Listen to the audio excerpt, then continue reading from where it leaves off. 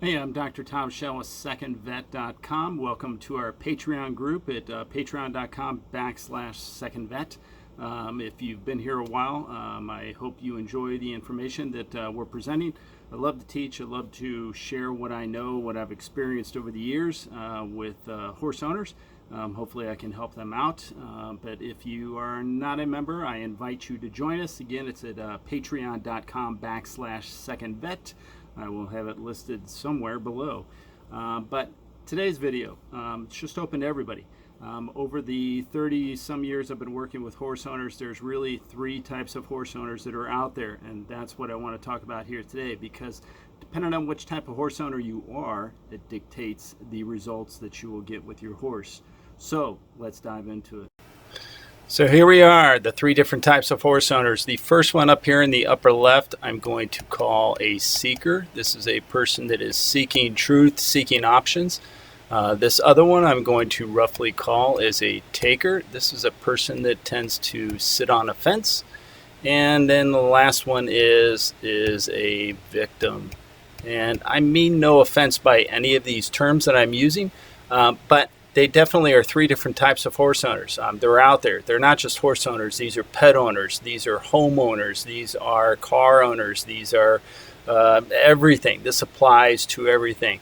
So up here with the seeker, this is the type of person that knows that there's options out there. They're seeking to create change, often for themselves. They're taking control of things.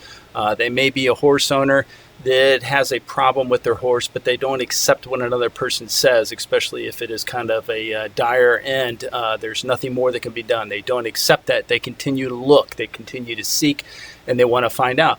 The seeker could also be a homeowner, that they're having problems maybe with their foundation or their roof or maybe even their garage door, and somebody's telling them, look, this whole thing's got to be replaced and it's going to cost you $20,000. Well, they don't buy that. They're going to seek other options, seek other opinions. They're going to do their own research and maybe even fix it themselves.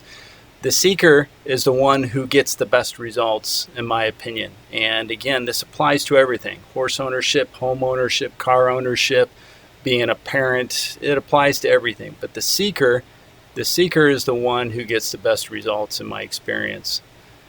The taker. This is the person who's sitting on the fence. They really can't swing one way or the other.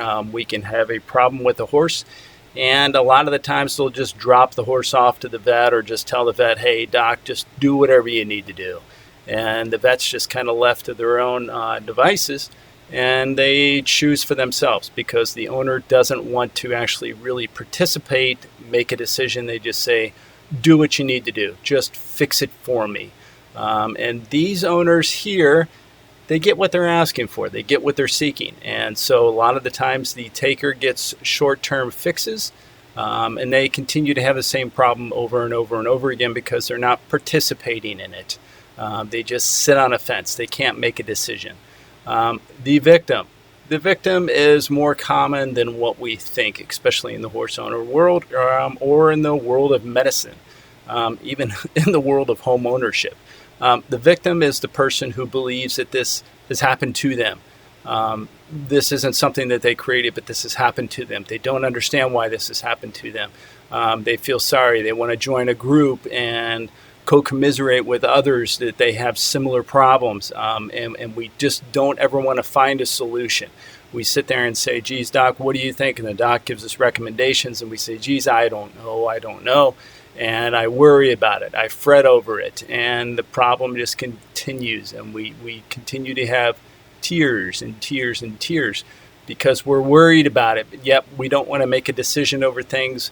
And we're always looking at the negative side of things. Again, thinking that we are a victim.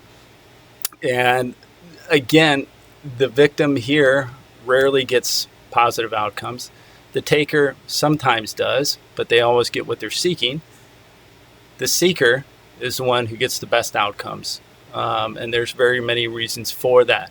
So when we look at a image such as this with severe laminitis, to where we've got rotation of the coffin bone right here, the seeker will seek other options.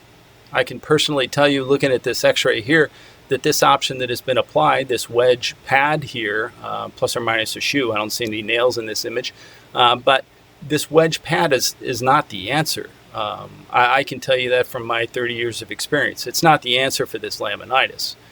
The seeker may try this, but realize it doesn't work, and they'll continue to seek, try to understand what's going on here in this foot, in this hoof capsule, to try to resolve the problem. The taker will just drop the horse off at the vet, say, do whatever you need to do, and then this is what the horse owner goes home with.